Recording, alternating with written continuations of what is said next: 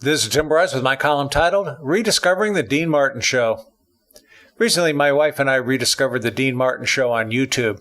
For those of you too young to remember, Dean's show was one of the most successful variety shows on television and broadcast in living color on NBC on Thursday nights. The show ran for 9 seasons, 1965 to 1974. Due to his other entertainment obligations, such as movies, nightclubs, and Las Vegas, Martin initially didn't want to do the show. He demanded an exorbitant salary, refused rehearsals, insisted on a prime time slot, and only showed up on the day the show was taped, which was on Sundays. Surprisingly, NBC agreed to his terms, and the show quickly became a favorite in America. We hadn't seen the show in many years, but after watching the latest set of reality shows on television featuring pimple poppers, obese women, hoarders, naked survivalists, and talent shows, I started fishing around YouTube where I came across The Martin Show by accident. Since then, we have been slowly going through the catalog of shows and enjoying every minute. In hindsight, I think the reason for the show's success was simply due to Martin's on-screen playfulness, something appreciated by both men and women.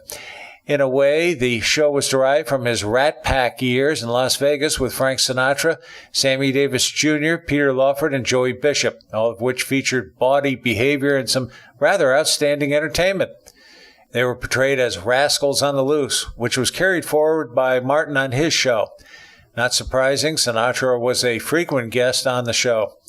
The format of the Rat Pack shows called for the performers to be dressed in black tux and bow tie, which was standard issue back in the Vegas of the 1960s. Dean carried this dress forward on his own show.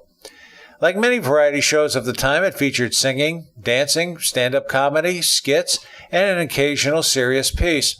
In this way, it was like a vaudeville show from yesteryear, offering a plethora of entertainment to suit just about everyone.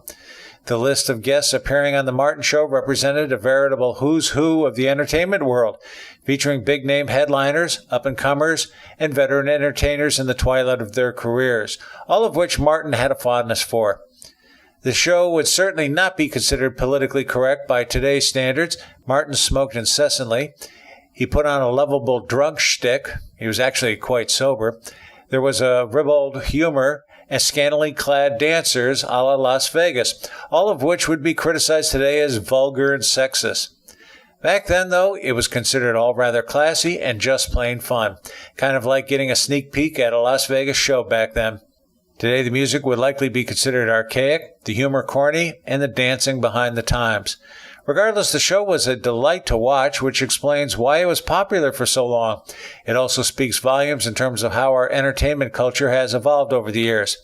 Today, it is a pleasant distraction from the political turmoil of the day.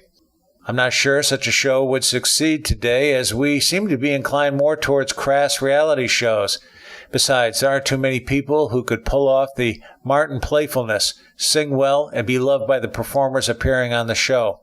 The one exception might be Michael Bublé, who has a fine voice and tries to have fun in his specials.